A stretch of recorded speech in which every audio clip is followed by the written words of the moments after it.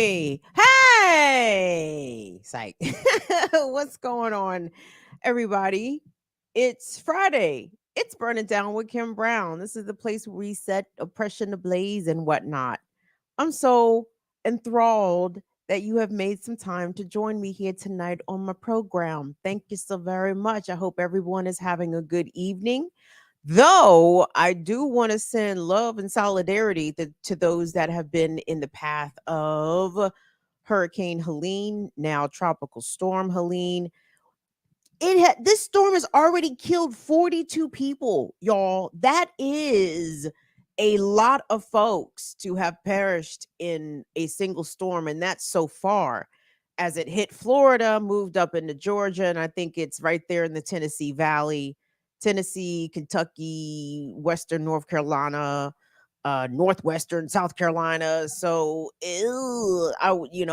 check on your folks if they're in that area. If you yourself are in that area, please heed all official warnings and stuff. Don't be holding up the phone trying to get the Wi-Fi to watch Burn It Down with Kim Brown if they telling you to get the fuck out of Dodge. I strongly advise that you do so. You can catch us on the replay, beloved. So everybody do what you can to stay safe, check on your folks, etc., etc. And let us all use this as an opportunity to figure out how we would prepare for not when, or not if, rather, not if, but when natural disaster in some form or fashion comes to your neighborhood, because the way climate change is going, we can expect more of these. Like, this storm is so bad, the National Weather Service said, or is it NOAA, the National Oceanic Atmospheric Administration, whoever names the hurricanes,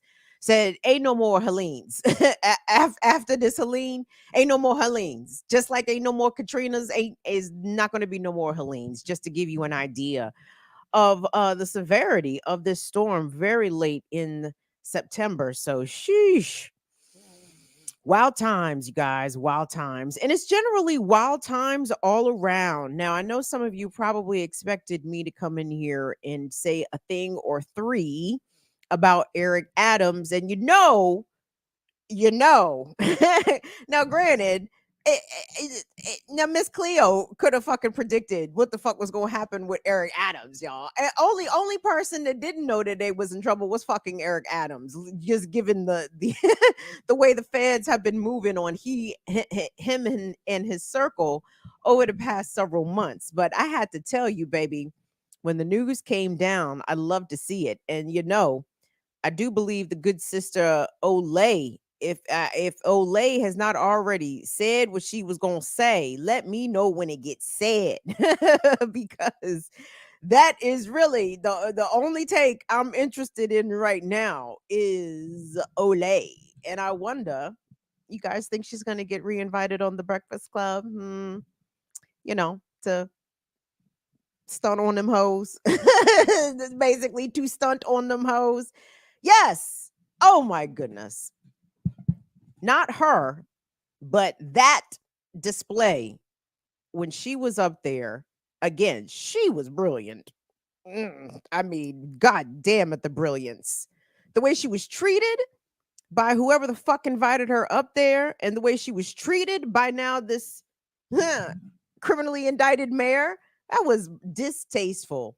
Absolutely distasteful. And she still stunted on them hoes, because that's what bad bitches do. So shout out to Olay.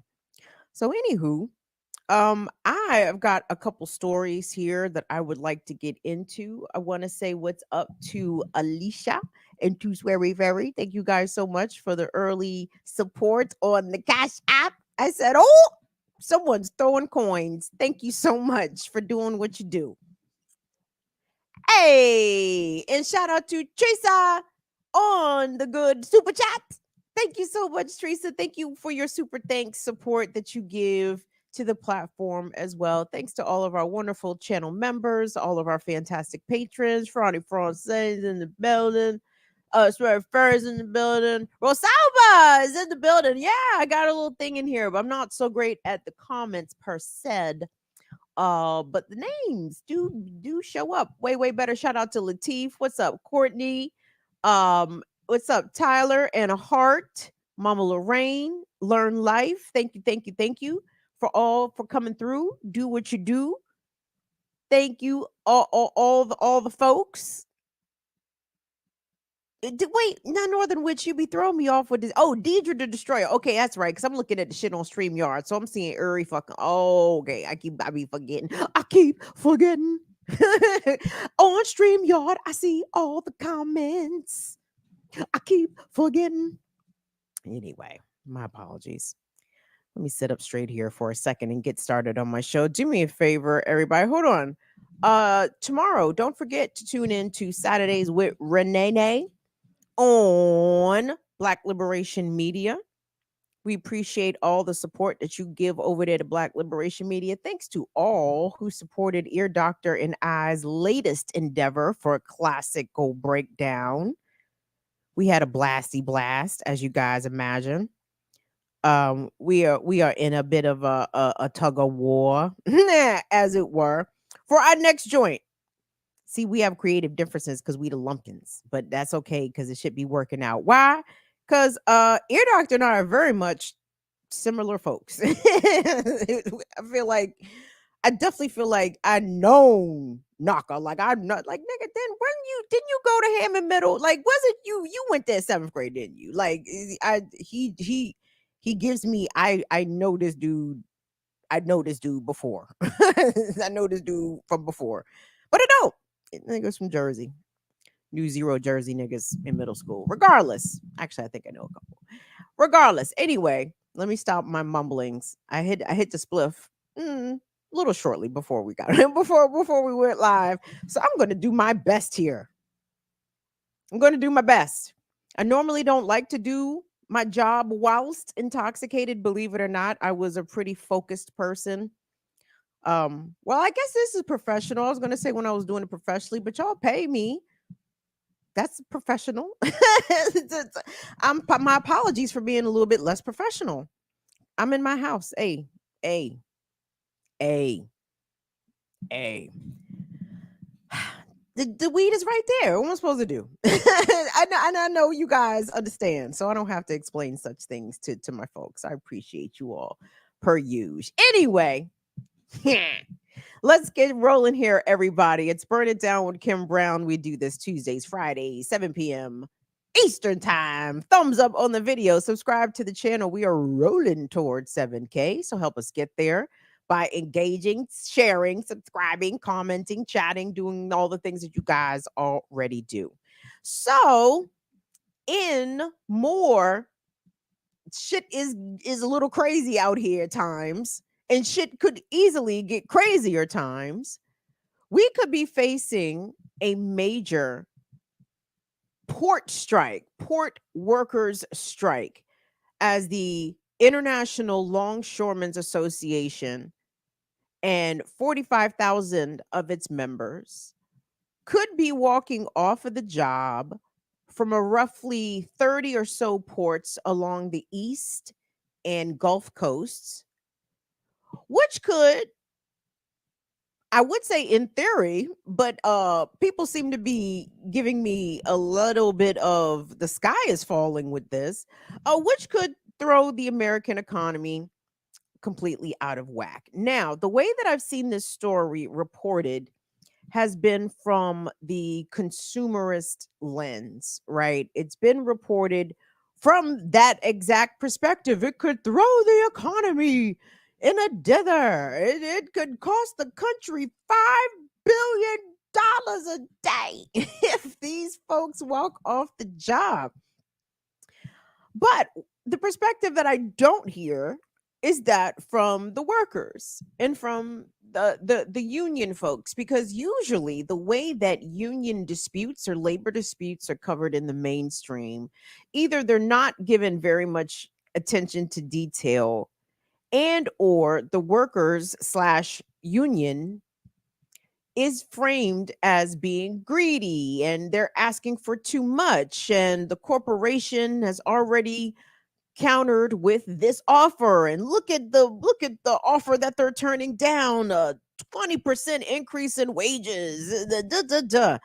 You guys, the American worker continues to be amongst, I won't say the most exploited, obviously, but I guess framed from the Western perspective as it compares to other Western industrialized nations, American workers got it bad. Okay. Like a lot of them are not union members. Many of us do not have pensions, company sponsored pensions. We don't have very good health care, if any, through your job. And usually unions do a very good job, or at least a better than nothing job of securing some of those benefits for their workers. And the longshoremen and women um, do an essential function here. And these are jobs in which they are heavily blue collar.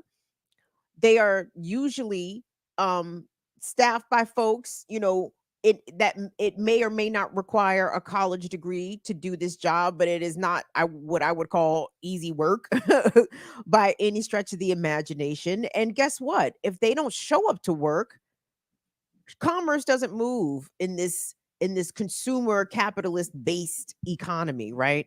And it would throw the shit out of whack. However, that just tells me you should pay these fucking people, right? Like the solution is, here's the solution. We don't demonize the workers. We don't criticize the unions or the people doing the negotiating or the union bosses. I mean, you can have criticism for unions for a variety of reasons, but not simply for the fact that they are in fact trying to get better conditions for their members, right? That is to be praised. We need more of that, right? But it serves an essential function for just basic workers' rights and human dignity, for people to be organized together and to get things better for themselves as a group and as for a collective.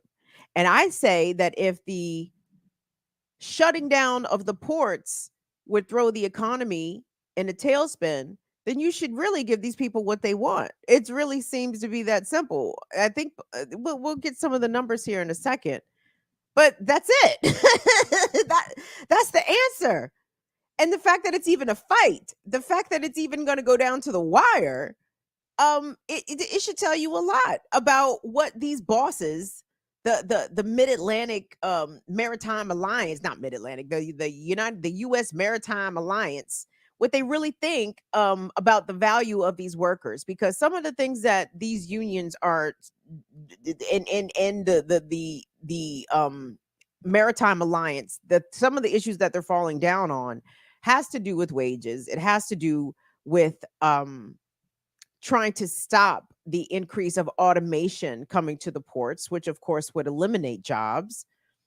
So anyway, I want us to get into a couple things here. So these are some clips from union members articulating far better than I what is at stake for them and why they are absolutely willing and able to walk off the job 45,000 strong. And we're talking about ports from Boston to Bayonne, New Jersey. Where else we talk about? Charleston, South Carolina, Philadelphia, New Orleans. Like this gonna hit Savannah, Georgia. Like this gonna hit, this gonna hit. This gonna hit.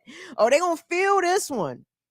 They gonna feel it. And they being we as well. But at the same time, hey, nothing ventured, nothing gained. I think we all can be all right with a bit of a delay in our holiday gifts if it means that people get the money that they are entitled to beyond fuck earn. They are entitled to these wage increases. They are entitled to better working conditions, and they are entitled to be able to maintain a profession in this bullshit American dream, which masquerades really is the American nightmare. But I digress. So let's hear directly from the folks.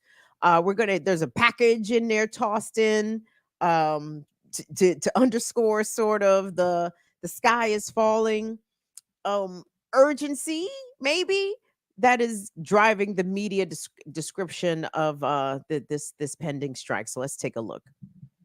Right now, the Port of Houston is bracing for a potential strike by longshoremen. Yeah, the port represents billions in economic activity from Texas all the way up the East Coast. That could all come to a halt next week. Victor Jacobo is live from the port with the very latest tonight. Victor? Yeah, this dispute is between the U.S. Maritime Alliance. That's a group that represents companies that move cargo at ports across the country, like the one you see behind me here, and the International Longshoremen Association. That is a union that represents port workers. Both sides are battling over a new contract, but they are running out of time to avoid a strike. They want to go automation. They want more money now. Get rid of these men. We don't need them no more. That's Harold Daggett, the president of the International Longshoremen Association, in a recent video posted by the group online.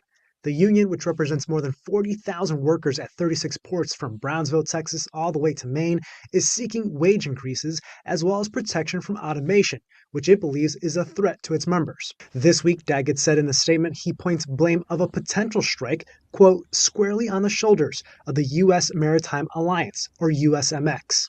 USMX, meanwhile, said on the same day that the two sides have not been able to schedule a new meeting to continue negotiations, with the current contract set to expire on September 30th, setting up a potential strike to start on October 1st. For each day of a potential strike, it's estimated that it'll take 4 to 6 days to clear up that cargo. Margaret Kidd is a supply chain expert at the University of Houston, who says a strike impacting ports from the Gulf Coast to the East Coast could cost the U.S. $5 billion each day.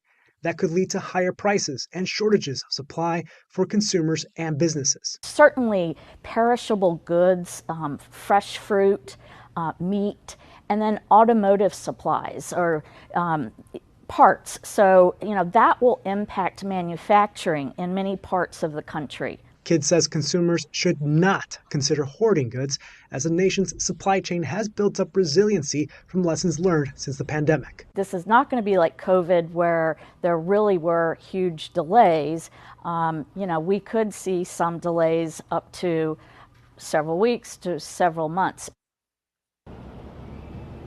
Now, Port Houston is not involved in the contract negotiations, but they said in a statement they are monitoring the situation very closely. They say that if there is a strike, that operations at the Barbers Cut and Bayport container terminals will be closed. Reporting at Port of Houston, Victor Jacobo, KHOU 11 News. We will see what happens over the coming days. Victor, thank you. We know that we're in a fight. If they want to fight, then a war is what they're going to get. I've been a longshoreman for over 23 years. And one thing I do know to be true, gas has went up. The cost of living has constantly went up. And throughout these 23 years that I've been on the waterfront, we've only asked for $2, $3, or maybe $5 over the course of the contract. We've done our part. And we're asking, hey, you do your part. Because during the pandemic, we never stopped working. Imagine that a hospital is looking for a type of blood to be shipped to it, and it's on the ship that I'm working on, but it's pouring down raining, lightning. We can't stop working. We got to get that box off so that hospital can continue to drive and save the people's lives that they've been working on. Mm-hmm. So that's where we're at with it, and we just want to be respected for it, and I think it's high time that we demand that, and we're long overdue. Automation is serious, because when you bring new automation in to take away from our jobs, you don't make means for that person to have a job. They're pushed over to the side, and they can't do their job that they've been accustomed to doing. What we're asking is allow our people to continue to work in this industry without going to get an extra job to make ends meet. Allow us to take care of our families like we've been doing with the wages that we currently have in place. Continue that trend. That's all we're asking for. And if we have to sit out 2 days, 2 weeks, 2 months, we're prepared to do that. Man, let's get one thing straight. All this stuff you see on the news, all this stuff you read about in the papers, it's all phony. They're making it seem like the ILA are grim reapers. Let me tell you something, man. We worked through the whole COVID. I had COVID in November before people even knew what COVID was about. I had COVID. Before the whole world knew what it was about, us dock workers got it down here on these docks. We all got sick, our families got sick, we lost members, or we lost family members, We went through hell with COVID. We didn't get a single dollar extra. And we worked every single day, 24 hours a day, 7 days a week. We moved all the world's material. We didn't get a single extra dollar. So yeah, we want everything we're supposed to have and more. Because I'm gonna tell you right now, look at the conditions of all our equipment. Look at it. Look at it. Look what I'm in. Look at the conditions. Look at it. Look at our bomb cards. We're working from hell. It takes a different type of person to be a longshoreman. And let me tell you something. Throughout the whole COVID, these companies made 91 billion, not million, billion, 91 billion. Guess what we made? Our straight pay. That's it. We make $41 an hour top rate. That's what we make. $41 an hour top rate. A journeyman as a labor gets that. I'm sorry, as a contractor gets more than that. That's our top rate. Guys that's been down here 25 years. That's what they're making. $41 an hour. Corn eggs is $6. A gallon of milk is $7. A loaf of bread is $9. We're making $41 an hour. Top rate. You're gonna tell me about fair, about we won't come to the table. You gotta be kidding me. We just want what is ours. 91 billion. While everybody was making money sitting at home, while everybody was getting the PPP loans, while everybody was getting the COVID money, all that, guess what? We were down here working. We didn't get no hazard pay, no COVID pay, no nothing. We were down here working. That's exactly what we were doing. And guess what? We didn't complain about nothing. Because that's what we do. We're a different type of breed. But after we seen that these companies, these shipping companies, made 91 billion during COVID, oh hell no. You gotta give us something. You gotta give us something. I mean, come on. This is real talk. This ain't the news. This ain't no newspapers. This is real talk. I'm here right now on the docks. Yeah, we're striking at 12:01. Of course we were. Of course we are. You kidding me? $41 is our top rate. Electrician's top rate is $90-some. Operating engineers is over $100, close to $200 top rate. $41, that's our top rate. You gotta be kidding me. Everything you see in your house, guess what, came in one of these containers. Everything, all the fruit, all the meat, everything comes in these containers. I'm talking about from pillows to toilet papers to the COVID vaccine. Guess where the COVID vaccine came through? It came through this port. We had it. When the COVID vaccine first touched down, guess where it came? It came through this port, Philadelphia. We had the boxes right here that supported the eastern side of America. You gonna tell me we don't deserve? We deserve everything and some. Listen, I'm not going to sit on here and keep ranting and ranting and ranting. But I'm going to show you right now what real dock workers, real longshoremen is about. It's a different type of breed, man. And we want everything and some. Because we worked our asses off in these type of conditions. Look at this. Look at this. Are you kidding me? Look at this. Look. These are the conditions we work with. Electricians and plumbers and operating engineers and contractors, they wouldn't even step foot in something like this. guess what? We work around the clock 7 days a week. ILA, Longshoremen, 1291, strong. Yeah, those conditions look pretty rough. And I know for, a good many of a working hourly wage earning person, some folks would be like $41 an hour. That's pretty good. Sade. Like the longshoremen have a reputation, I guess, for being gritty, kind of like that white guy, that white fellow right there. My Philadelphians, was that a Northeast Philly accent or was that a South Philly accent? That was a Philly. Woo, that's a white Philly accent. And I bet he can fight too. But anyway, it is grueling, backbreaking work. And in addition to working class whites that occupy those positions, a good number of working class Black folks occupy positions at the ports. I know in Jersey, I know in Baltimore, Port of Baltimore, there's some Negroes, there are plenty working down there.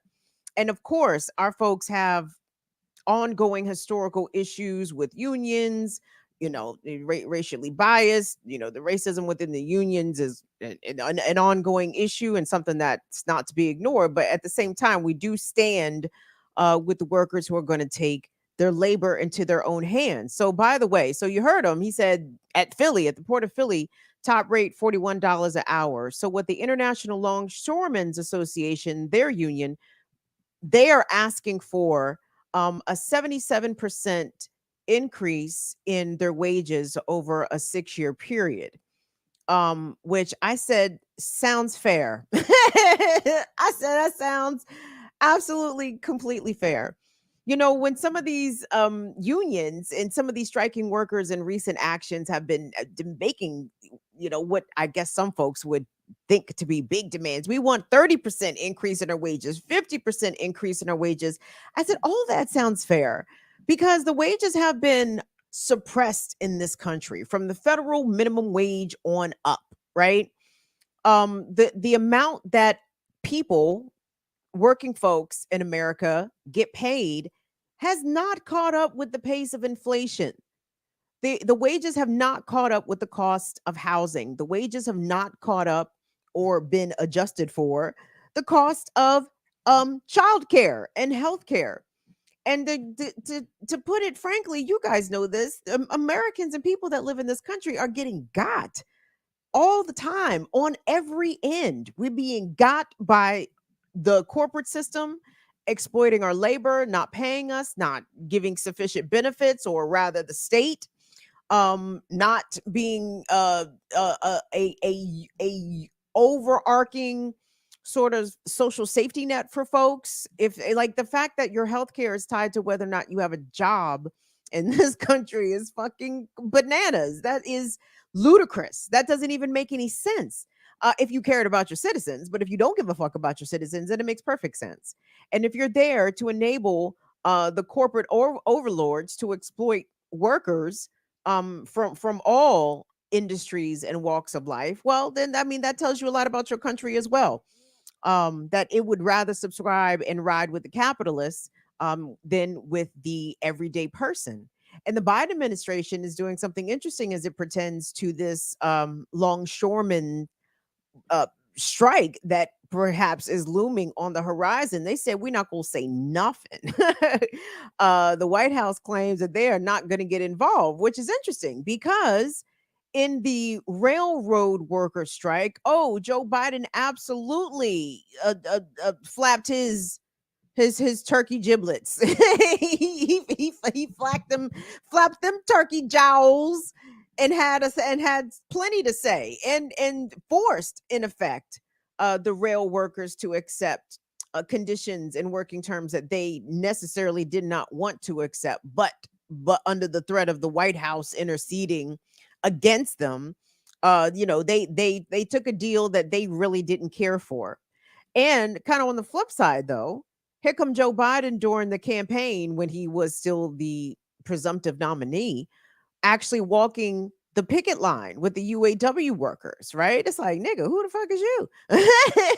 The first time in history a president has ever walked the picket line. Look at all them theatrics wasted. Joe Biden ain't even gonna be president. He did all that stunting for what? For what?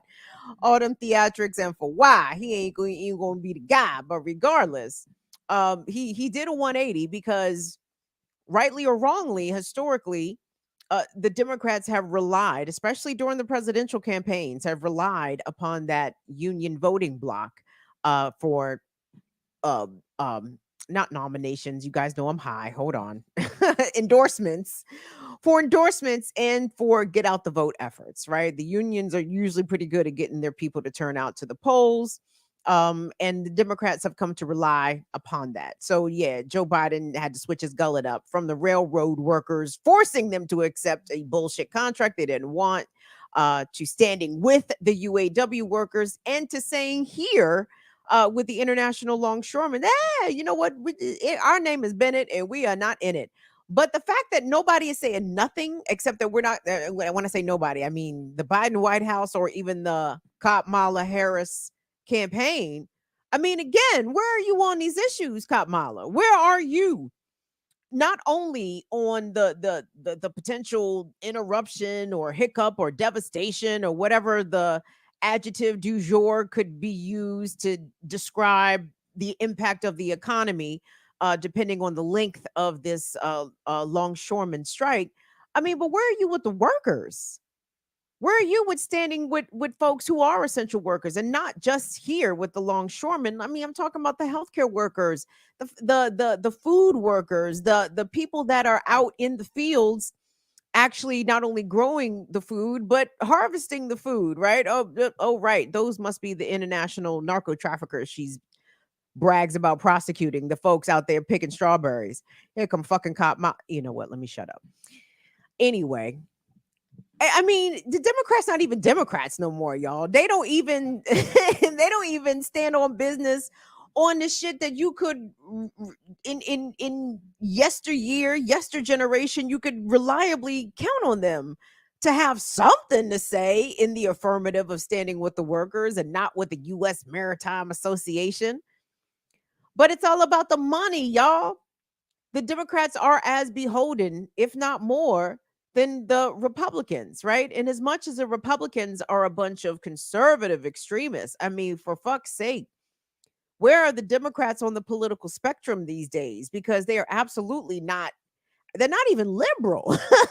The fuck progressive, these motherfuckers not even liberal. The Democrats of the 21st century are 1980s Republicans. Like for those of us of a certain age, there used to be actually pro-choice Republicans. They existed. It was a, you know, not such an unusual thing, but you know, the way that the lines of demarcation are drawn now, I mean, it is a madness.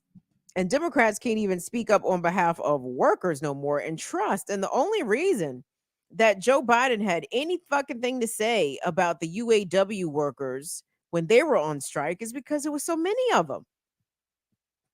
And they were all in battleground states by and large, right?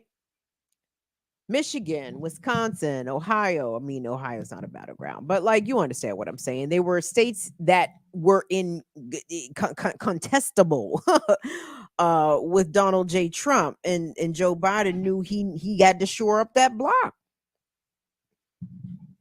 But I guess no more. The fucking Biden said, I'm on the way out the door. I'm not pissing off nobody. I'm not pissing off the workers. I'm not pissing off the conglomerate. I'm going to leave this up to Kamala. And Kamala said, the fuck you want me to do about it? I just let an innocent black man get executed in Missouri and didn't say shit. You expect me to say something about this? Shit. She's going to say something about it to shame the workers, I'm going to imagine. But let me say this really quick about one of the demands that the longshoremen are making pertaining to automation, right? Let that serve as an example that, you know, no matter how much Trump or the Democrats wanted to, you know, make these false, fake ass promises about we're going to increase manufacturing jobs. We're going to bring the jobs back to America. Baby, where? Where?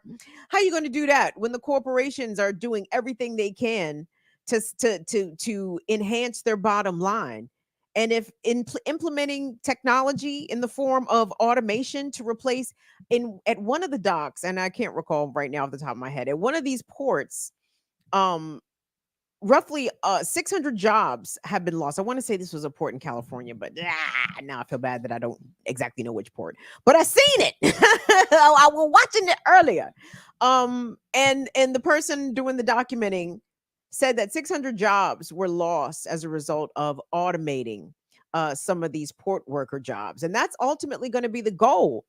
Some of those grizzled old longshoremen in their 50s and 60s, that is going to be a thing of the past, right? The fact that anybody would work that kind of job until that age at this point in time, because the goal is not to enhance these people's wages, right?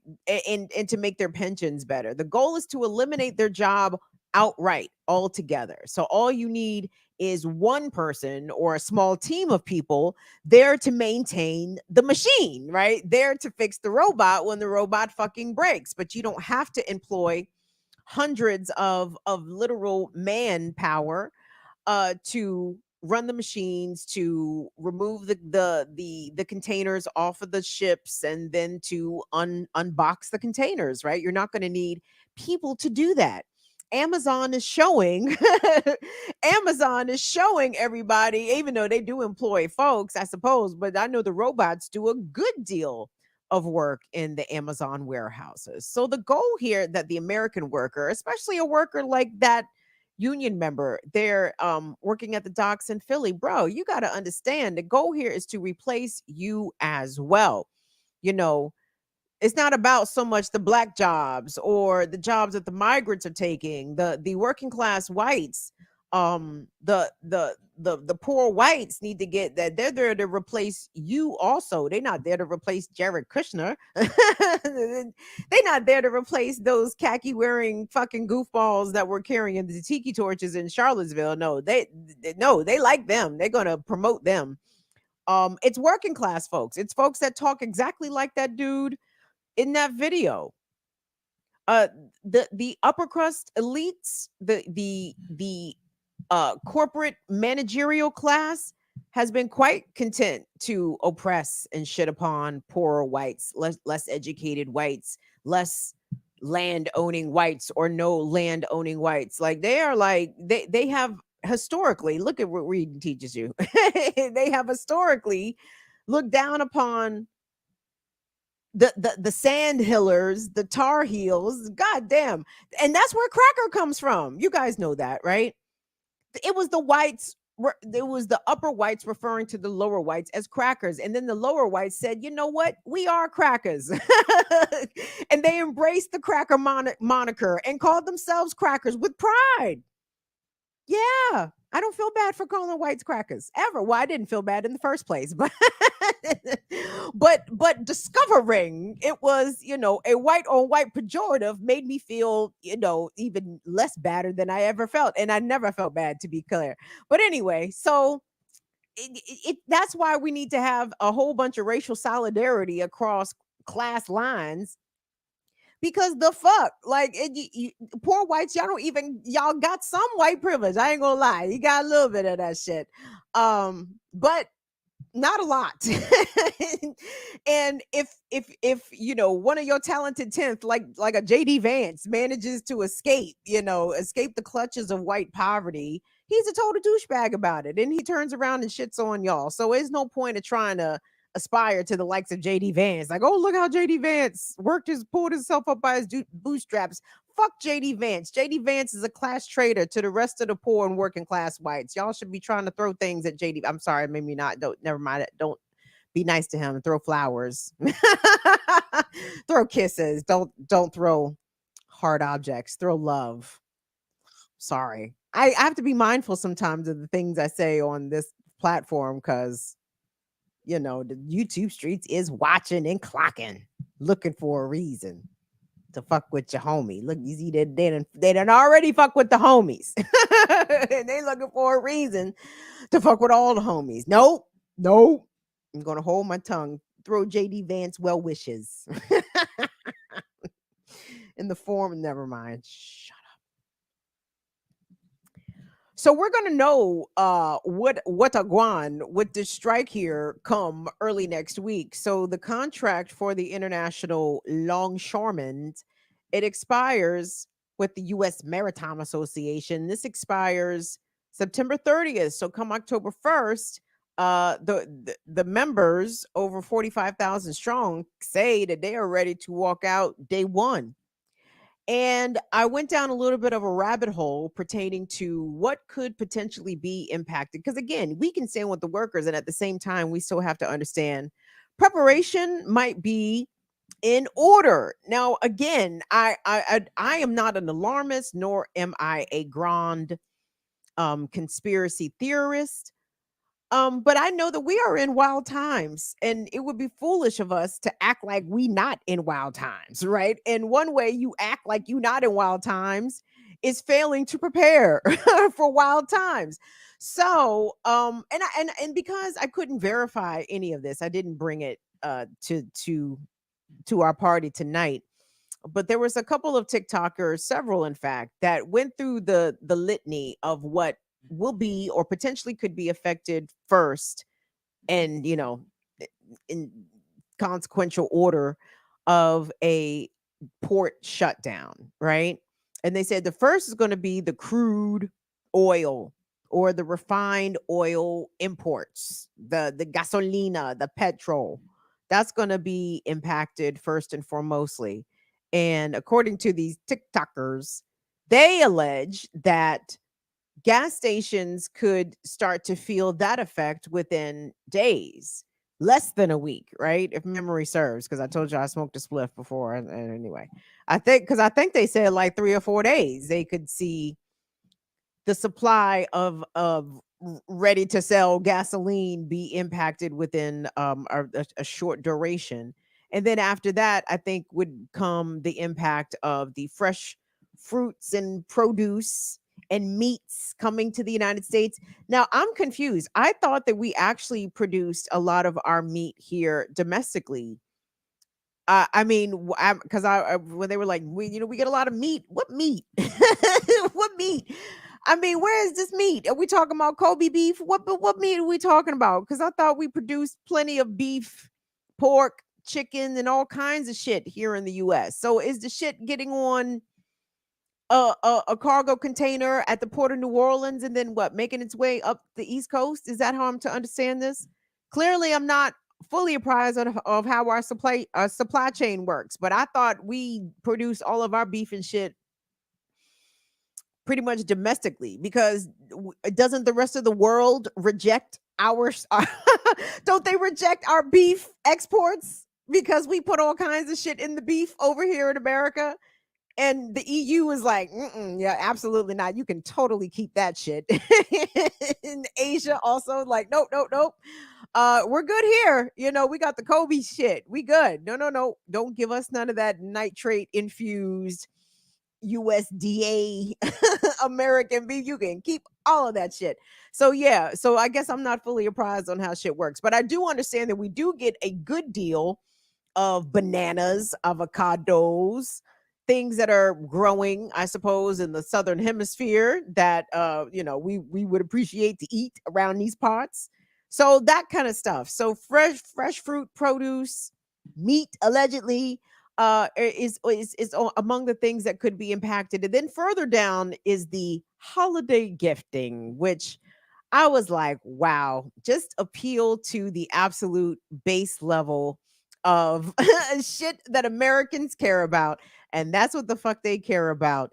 Making sure that their kids get their holiday gifts on Christmas, because God forbid little Declan or little Madison doesn't get their whatever the fuck on December the 25th or whenever the fuck Hanukkah is, right? Like, God forbid that these little brats don't get their gifts on the day promised, because then what?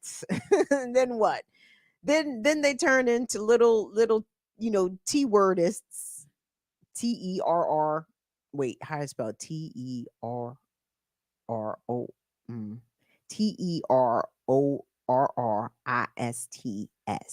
Terrorist. I would have failed the spelling bee right then and there. That's fine, but you understand what I'm saying. So anyway, that's the part about this that is going to bug me, because that is going to be what is used to shame the workers into accepting terms that they may not want to accept. If Joe Biden and or Kamala Harris is not going to stand with the workers and encourage the U.S. Maritime Association to meet the demands of the the longshoremen workers, then yeah, maybe they should shut the fuck up. If y'all not going to tell them to get these people what they want, yeah, maybe y'all should be absolutely shutting the fuck up. Look at me insisting on a comment that I know is going to be the wrong fucking comment coming from the Biden Harris White House right now. Y'all should be shutting the fuck up. That's actually a very good strategy. So just be aware. I don't know what potentially necessary things in your life could be impacted by the delays in these shipping, but this could be one of the ways that we could get a sneak peek into what a general strike could eventually look like, right? We really wanted to see it with the railroad workers, but didn't happen. But something that is impactful, something that Americans will feel. They need to feel it. You know what I'm saying? And most important, we need to be ready and willing to put the pressure where it belongs. And that's not on the union members, that's not on the striking workers, that is on the greedy corporations. To that Philadelphians point, these motherfuckers made money hand over fist. They got bailed out to the tune of many, many billions in the wake of the COVID pandemic. So their corporate profits are off the fucking chain. They got the money to break off the workers, and they should. And they won't because they're greedy pieces of shit, because America allows that. We encourage that. We encourage these greedy pieces of shit to automate these folks out of their wages and to automate them eventually out of jobs. Because that's the American way. That's the democracy Kamala wants you out here fighting for. You need to have democracy so the corporations have the freedom to underpay you and eliminate your job.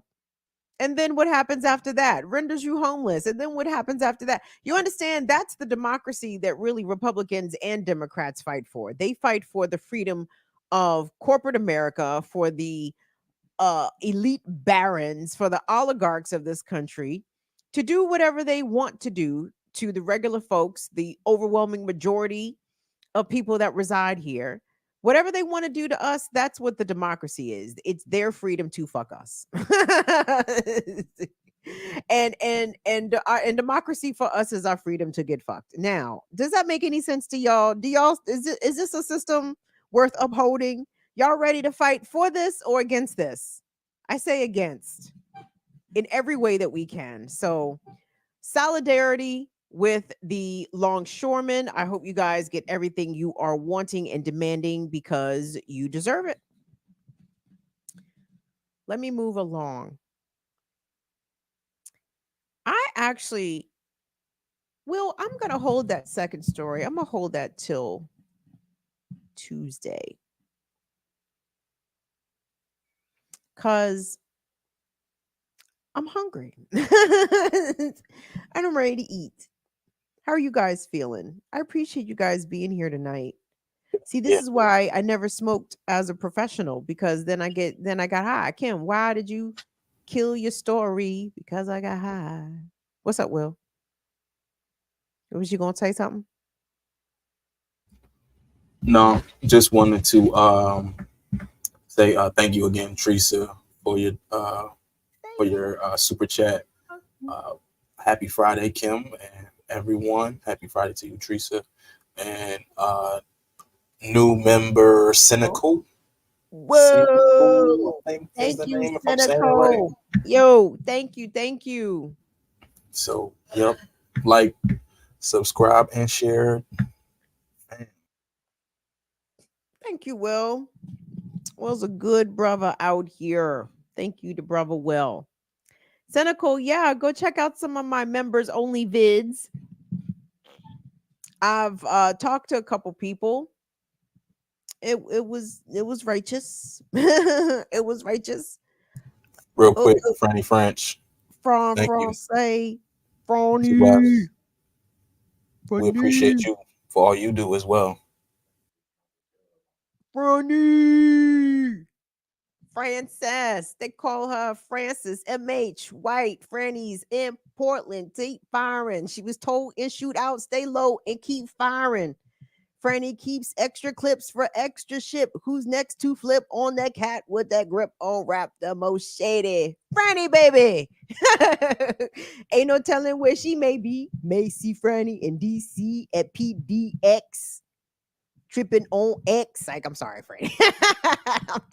Franny doesn't do such things. She's an upstanding citizen. Thank you, Franny. Thank you, Franny Frances. We appreciate you so much. So I have a palate cleanser, even though my first story wasn't a bummer, but I had the palate cleanser anyway, because this popped up on my timeline and I said, woo, I am with all this energy, all of this energy. Yeah. This is an interview back yonder with the BBC of Nina Simone. I hope the BBC don't act like a whole little hoe and ding me on this joint, because this shit made my day. I'm not gonna lie. When I saw that, I said, oh, and there it is. There's our palate cleanser. It's right there. Nina Simone. But they can never ever rock like Nina Simone. Let me preface it. Okay, so this is a BBC interview. And I find it with Nina Simone's forthcoming comments here about the music industry and her reaction to not getting her correct royalties and which she was owed as an artist and as a worker, right? We stand in with solidarity with all the workers and the artists whose art also gets exploited and capitalized upon by those with no talent, no skill, just the skill of thievery. That's all they're good at. And Nina Simone says, okay, we can do this y'all's way, but check this out. This is how we do this when we do this my way. So let's check out this clip, vintage interview with radical revolutionary artist Nina Simone, giving her 2 cents, not even 2 cents though. She giving a whole $1. She giving a whole stack, several racks actually, about the treachery of the music industry and how she responded. Let's take a listen. My music. Before I let you go, one question. There is a report that at a business meeting once you pulled out a knife. I sure damn did. Did you? Yes, I did. Why? Because oh dear. Because there was a record company. You were about to say something I can't say. I was a record company that stole my albums and didn't pay me, and they came to Switzerland, and I said, where's my money? They said, we're not going to give you any money. I said, oh, yes, you are. And I got a gun. It was a gun. It wasn't a knife. And I followed him to a restaurant, and I tried to kill him. I missed him, and I went back to America. You actually pulled the trigger? Excuse me. Yes, I did. and felt better for it. Oh, yes. Sorry I didn't get him. So now we've advertised that side of your life, and you say that you're still looking for a lover. People are going to be a bit nervous of you, aren't they? They are very. Well, that's good. All right. Oh, you guys understand why I chose that, right? There was several elements there that tickled my particular fancy. Nina Simone is about the gunplay, the ski, not even the ski mask way, the plain face way. Jesus. Nina Simone Like, you know who it is. It's Nina with the Nina. Give me my money. What's up with my what the fuck you even come over here to visit me? You know, in Switzerland, everybody's allowed to have a strap, which is true, actually, right? In Switzerland is one of those, everybody got a gun countries, but don't nobody really die of gun violence countries. Strange, but anyway, so yes, Nina said, run me my bucks. And they was like, nah. She said, okay, well, I'm about to run these bullets. I said, oh shit. And but the other thing that really got me about that video was the laugh and the giant smile looking at those rows of those gorgeous white teeth as she smiled and laughed and reminisced when she took a shot at the thieving record executives who stole the money from her art that, again, she earned with her art. And we're seeing this continually. I guess this is a feature of not only the record industry, but the entertainment industry at large, that it exploits, I suppose, on some level, the artistry and the talents of all of its artists. But Black artists in particular have been given the shaft, have not been allowed to profit, not even at a fractions amount of what their white contemporaries have been able to do. And that goes back historically, right? And it's even made that much more treacherous and on many levels very hurtful when you consider the depth of the impact of what Black people have created, given, had stolen when it comes to music culture in particular in this country, right? Made every genre. Pick a fucking genre the whites made. And when they got their hands on it, it wasn't as good. Okay? Look, CC rap music right now. There's new white rappers coming out all the time. I'm like, wow. Sheesh. Anyway, pick a genre that has been birthed in this rotten colony. It has been created by Black folks, okay? And Black folks have had it taken from them, had it stolen from them, had it exploited from them, and just been outright robbed. So I support the energy in which Nina Simone was giving right there. You know what I'm saying? Like, no fucks to give. You're gonna run me my shit. She was mad that she missed. Wow, a queen, a queen. Rise in power to Nina Simone, a real one for the absolute ages. Guys, I'm gonna call it a night. Thank you all so much for being here, for continuing to be here, for standing by, for showing up, for doing the things, all the things. And I just want y'all to know I appreciate it. For all that ran contributions and support for the Ear Doctor and I on Classical Breakdown, we are going to shout you out on Thursday because y'all know what the hell happened. So this platform, BIDWKB, has its Cash App, but then Kim, me, the person, I have my own Cash App, right? So I was logged out of this Cash App. I was logged into my Cash App. And I'm like, yeah, man, we ain't getting no yeah, it don't seem to be nothing coming through. My dumb ass. I'm logged into the wrong goddamn Cash App. So when I logged into the right Cash App, here come the coins. Here come the coins. Big it up. Here come the coins. So I want to thank everybody that ran support. We will acknowledge you properly on Thursday's Classical Breakdown so it can be memorialized in the show. So thank you all so much. Is that it? Wilbert, you got anything you want to tell the folks? I mean, I don't know. Never mind. If not, I will. Okay. Thanks, Will. Appreciate it. Thanks so much to our wonderful mods. Shout out to Latif. What's up to Courtney, Chuck Diesel, Tyler. Well, shout out to Alicia. Yes. Shout out to Abby, Anna, and who the fuck else? Oh, Dawnbird. Yes, Donnie. Why do I keep forgetting you a mod, Donnie? And I was the one advocating for your moderation. And then I keep forgetting to shout you out because I'm a goofball. But I appreciate you, Don. Thank you so much. Shout out to Sweary Ferry. Who else is in here? Oh, fuck. This is... I just want to shout out to all the folks. I see you, Deidre the Destroyer, over there in Twitch. Join me next week for an episode of Kim's Twitch Turn Up. We do that Wednesdays. I did not do one this past Wednesday because I had something to do. But we will be back for Kim's Twitch Turn Up, which I enjoy quite a bit. We do that Wednesday evenings. Follow me on Twitch at BIDWKB and set a notification and the like. So, gang, I am going to push along here. Cape Socialist, thank you so much for coming true. Appreciate all of yous. So anyway, thank you guys. I will see y'all back here on Tuesday. Thank you so much to Will and Molly. Engage with the videos when y'all see them. Just give them a like or something. Appreciate it, y'all. See y'all. Love you guys. See y'all later. Bye-bye. Bye, bye, bye, bye.